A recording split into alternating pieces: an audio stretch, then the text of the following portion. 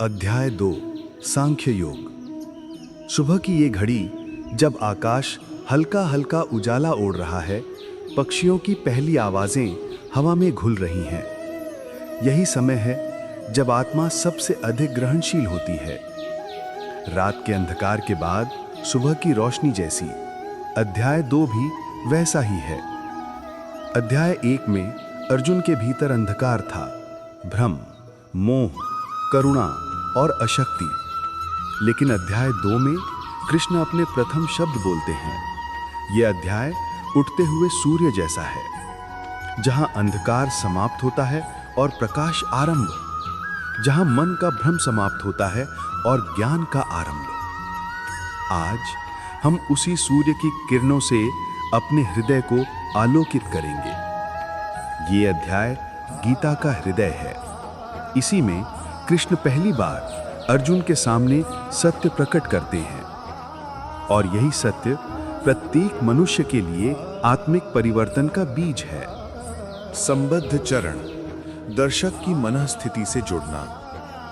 क्या आपने कभी ऐसा अनुभव किया है कि आप किसी समस्या के कारण भीतर से बिल्कुल टूट चुके हों? आपका मन थक चुका हो, हृदय से कोई निर्णय न निकल रहा हो, और आप सोचते हो, काश कोई मुझे मार्ग दिखा दे। अर्जुन भी ऐसे ही अवस्था में थे। हम सबके जीवन में कभी कभी एक ऐसा क्षण आता है जहां हमारा ज्ञान, शक्ति, तर्क सब समाप्त हो जाते हैं।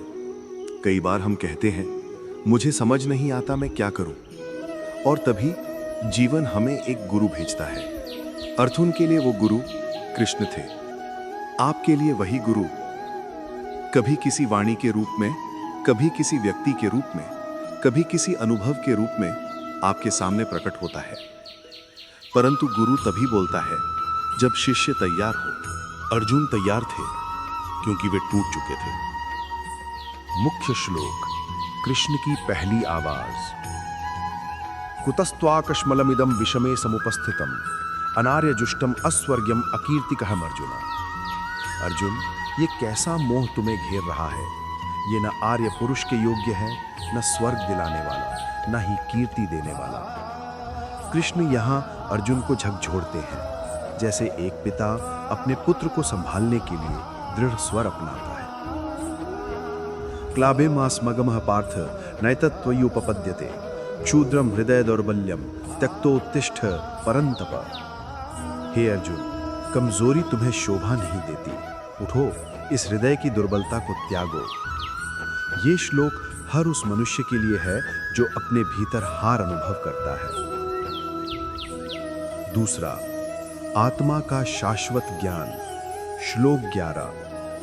अशोच्यानन्वशोचस्त्वं प्रज्ञावादाश्च भाषसे गतासो न गतासूश्च नानुशोचन्ति पंडिताः। तुम उन बातों पर शोक कर रहे हो जिन पर बुद्धिमान कभी शोक नहीं करते। तुम ज्ञान की बातें करते हो, परंतु तुम्हारा हृदय भ्रमित है। यहीं से कृष्ण आत्मा का दिव्य ज्ञान प्रारंभ करते हैं। तीसरा, आत्मा नित्य है। श्लोक 20। न जायते म्रियते वा कदाचिन नायं भूत्वा भविता वा न भूयः अजो नित्यः शाश्वतो अयं पुराणो न हन्यते हन्यमाने शरीरे। आत्मा न जन्म लेती है न मरती है, वो नित्य है, शाश्वत है। शरीर नष्ट होता है, आत्मा नहीं। यही गीता का सार है, यही सांख्य योग का हृदय है। महाभारत। अर्जुन का मौन। अब एक दिव्य दृश्य की कल्पना करें। युद्ध भूमि में अर्जुन रथ में बैठे हैं, आंखों से आंसू बह रहे हैं, हाथ से गांडीव गिर चुका है। कृष्ण उनसे कहते हैं, अर्जुन, तुम क्यों विचलित हो? अर्जुन कहते हैं, आप जो चाहे कहें, पर मैं युद्ध नहीं कर सकता। कृष्ण मुस्कुराते हैं। उनकी मुस्कान में करुणा भी है, दृढ़ता भी, और पिता जैसा प्रेम भी। वे अर्जुन की ओर देखते हैं। अर्जुन, तुम्हें मृत्यु का भय नहीं, अपने कर्तव्य का भय है। तुम्हें युद्ध का भय नहीं, संबंधों का मोह है। कृष्ण आगे कहते हैं, तुम्हारे भीतर जो द्वंद्व है, उसी को मिटाने आया हूं। ये दृश्य महाभारत का सबसे गहरा क्षण है, जहां एक साधारण योद्धा महान साधक में बदलने वाला है, और इस क्षण ने गीता को जन्म दिया। गहरी आध्यात्मिक व्याख्या। सांख्य का अर्थ। सांख्य योग का पहला अर्थ है विवेक से देखना। हम अधिकांश समय भावनाओं से देखते हैं, क्रोध से देखते हैं, ईर्ष्या से देखते हैं, मोह से देखते हैं। कृष्ण कहते हैं, अर्जुन, यदि तुम वास्तव में देखना चाहते हो तो आत्मा और शरीर के भेद को समझो। 2. शरीर नश्वर है, आत्मा अमर है। जब मनुष्य समझ लेता है कि आत्मा अमर है, तब उसका भय समाप्त हो जाता है। भय वही करता है जो स्वयं को शरीर मानता है। जो स्वयं को आत्मा मान ले, वो अजय बन जाता है। 3.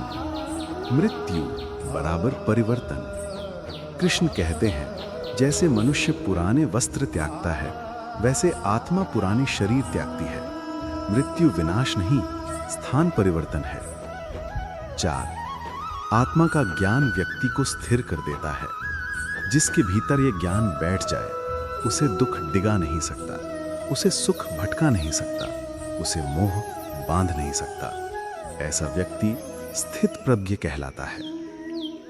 5. स्थित प्रज्ञ अध्याय 2 का शिखर बिंदु।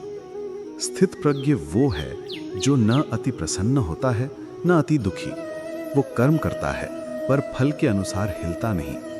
वो संसार में रहता है पर संसार उसे छू नहीं पाता। अध्याय 2 का पूरा सार इसी एक शब्द में छिपा है। छोटी कथा ऋषि दधीची की विमल दृष्टि। कृष्ण के ज्ञान को समझाने के लिए एक प्राचीन कथा कही जाती है, ऋषि दधीची की। देवता दैत्य से हार रहे थे। इंद्र ने दधीची से कहा कि हमें आपकी हड्डियों से वज्र बनाना है। दधीची मुस्कुराए, यदि मेरा शरीर किसी के कल्याण में आए तो इसे त्यागना मेरा सौभाग्य है। उन्होंने आनंद से शरीर त्याग दिया। क्यों? क्योंकि वो जानते थे कि शरीर अस्थायी है पर आत्मा शाश्वत। यही सांख्य योग का सार है। समापन। ध्यान व प्रार्थना। अब अपनी आंखें बंद करें, गहरी सांस लें, शरीर को ढीला छोड़ दें और सुने। हे कृष्ण, जिस प्रकार आपने अर्जुन को अज्ञान से उठाकर ज्ञान के सूर्य के सामने ला खड़ा किया, वैसे ही हमें भी उठाइए। हमारे भीतर जो भ्रम है, जो मोह है, जो भय है, उसे मिटाइए। हमें वो दृष्टि दें जो आत्मा को देखने लगे। हमारे जीवन में विवेक का उदय हो, शांति की स्थापना हो और कर्तव्य की स्पष्टता हो। आज का दिन आपकी कृपा से सार्थक और मंगलमय हो। कल हम प्रवेश करेंगे अध्याय 3 कर्म योग की दिव्य यात्रा में। ओम शांति ही, ओम शांति ही, ओम शांति ही। आत्मा के 5 शाश्वत गुण। कृष्ण जब आत्मा के नित्य स्वरूप की बात करते हैं तो वे केवल दार्शनिक बातें नहीं कर रहे, वे मनुष्य को उसकी वास्तविक पहचान वापस दे रहे हैं। आत्मा के 5 शाश्वत गुण हैं। 1. आत्मा नित्य है। नित्य का अर्थ है वह कभी भी बनती नहीं और कभी नष्ट नहीं होती। अर्जुन युद्ध भूमि में मृत्यु को अंत समझ रहे थे। कृष्ण उन्हें दिखा रहे थे कि मृत्यु अंत नहीं, परिवर्तन है। 2. आत्मा अविनाशी है। अब सोचिए, जो वस्तु नष्ट हो सकती है वह भय में रहती है, पर जो अविनाशी है उसे किस बात का भय, किसका डर, किसका शोक? इसीलिए कृष्ण कहते हैं, आत्मा को अग्नि जला नहीं सकती, जल भिगो नहीं सकता, वायु सुखा नहीं सकती, शस्त्र काट नहीं सकते। ये केवल काव्य नहीं, ये मनोविज्ञान है। जिस मनुष्य को अपने भीतर की शक्ति का बोध हो जाता है, वह किसी बाहरी शक्ति से डिगता नहीं। 3. आत्मा सर्वव्यापी है। कृष्ण कहते हैं, आत्मा न बदलती है, न गंध बदलती है, न रूप बदलता है। इसका अर्थ है हमारे भीतर का मैं कभी बदलता नहीं। बदलता है सिर्फ शरीर, भावनाएं, परिस्थितियां, संबंध, विचार। न बदलता है भीतर का साक्षी स्वरूप। 4, आत्मा अचल और अडोल है। जैसे गहरा समुद्र ऊपर की लहरों के शोर से प्रभावित नहीं होता, वैसे ही आत्मा बाहरी परिवर्तनों से डगमगाती नहीं। कृष्ण अर्जुन को बता रहे हैं, तुम लहर नहीं हो, तुम समुद्र हो। 5, आत्मा अनादि और अनंत है।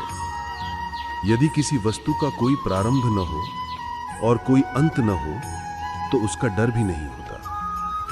मनुष्य का सबसे बड़ा भय वो है जो समाप्त हो सकता है, लेकिन आत्मा कभी समाप्त नहीं होती। इसीलिए कृष्ण कह रहे हैं, अर्जुन, जिसे तुम मारने चले हो वह शरीर है, आत्मा नहीं। अर्जुन के 3 बड़े भ्रम और कृष्ण के 3 समाधान। अर्जुन केवल भावुक नहीं थे, वे भ्रमित थे। कृष्ण 3 भ्रमों को तोड़ते हैं। भ्रम 1 कि संबंध सबसे बड़ा सत्य है। अर्जुन सोचते थे कि ये मेरे अपने हैं, इन्हें कैसे मारूं? कृष्ण कहते हैं कि संबंध शरीर से हैं, आत्मा से नहीं। भ्रम 2 कि मृत्यु सबसे बड़ा नुकसान है। अर्जुन मृत्यु को अंत मान रहे थे।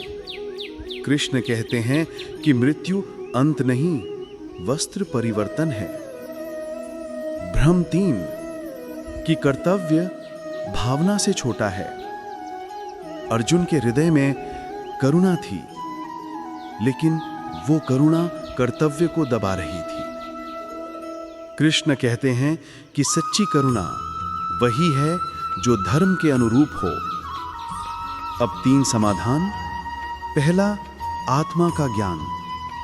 जब मनुष्य स्वयं को शरीर मानता है तो हर कार्य कठिन लगता है। जब मनुष्य स्वयं को आत्मा मानता है तो हर कार्य सरल हो जाता है। दूसरा, कर्म का धर्म। कृष्ण कहते हैं कि कर्म तुम्हारा अधिकार है, परंतु फल पर नहीं, क्योंकि फल हमारी इच्छाओं से नहीं, ईश्वर की इच्छा से आता है। और तीसरा, स्थिर बुद्धि का मार्ग। कृष्ण अर्जुन को स्थित प्रज्ञ बनने का नियम बताते हैं। जो सुख में स्थिर, दुख में स्थिर, जीवन के उतार चढ़ाव से अप्रभावित, वही सच्चा ज्ञानी है। 3, सांख्य योग की गहन मनोवैज्ञानिक परतें। 1, मैं कौन हूं? सबसे बड़ा प्रश्न। कृष्ण पूछ रहे हैं, अर्जुन, तुम कौन हो? यदि उत्तर यह हो, मैं शरीर हूं, तो दुख मिलेगा। यदि उत्तर यह हो, मैं मन हूं, तो भ्रम मिलेगा। यदि उत्तर यह हो, मैं बुद्धि हूं, तो भी अस्थिरता मिलेगी। कृष्ण कहते हैं, तुम आत्मा हो, और जब व्यक्ति यह जान लेता है तो उसके सभी दुख क्षीण हो जाते हैं। 2, मन, 5 घोड़ों का रथ।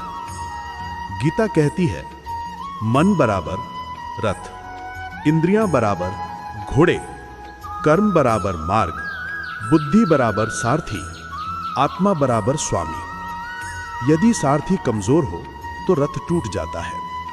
इसलिए कृष्ण अर्जुन की बुद्धि मजबूत कर रहे हैं। 3, दुख का कारण आसक्ति। जहां आसक्ति है वही दुख है। अर्जुन की समस्या दुश्मन नहीं थे, आसक्ति थी। 4, सुख और दुख दोनों अस्थायी हैं। कृष्ण कहते हैं, शीत और ग्रीष्म की तरह सुख और दुख भी आते जाते रहते हैं। मनुष्य यदि इन्हें स्वीकारना सीख ले तो जीवन में 90% समस्याएं समाप्त हो जाती हैं। 4, कथा, प्रहलाद और विषाद का ज्ञान। अब एक और कथा प्रहलाद की। हिरण्यकश्यप ने अपने ही पुत्र को सैकड़ों बार मरवाने की कोशिश की, कभी पहाड़ से फेंक दिया, कभी आग में बिठा दिया, कभी विष पिलाया, पर प्रहलाद शांत रहे। क्यों? क्योंकि प्रहलाद जानते थे आत्मा को कोई मार नहीं सकता। कृष्ण अर्जुन को वही प्रहलाद वाला दृढ़ विश्वास दे रहे हैं। स्थित प्रज्ञ का लक्षण। कृष्ण कहते हैं, स्थित प्रज्ञ वही है जो इच्छाओं से रहित हो और आत्मा में स्थित हो। स्थित प्रज्ञ न अति उत्साहित, न अति दुखी, न सुख से दंग, न दुख से पंगु। वो जीवन को एक साक्षी की दृष्टि से देखता है। जैसे आकाश बादलों के आने जाने से प्रभावित नहीं होता, वैसे ही स्थित प्रज्ञ व्यक्ति परिस्थितियों से प्रभावित नहीं होता। अपनी आंखें बंद करें, धीरे से सांस अंदर लें, धीरे से छोड़ें। हे कृष्ण, जैसे आपने अर्जुन को अज्ञान से ज्ञान की ओर ले गए, वैसे ही हमें भी ले चलें। हमारे भीतर जो भय है उसे मिटाएं, हमारे भीतर जो मोह है उसे शांत करें। हमें आत्मा के शाश्वत स्वरूप का साक्षात्कार कराएं। हमें स्थित प्रज्ञ बनने की शक्ति दें। ओम शांति, ओम शांति, ओम शांति।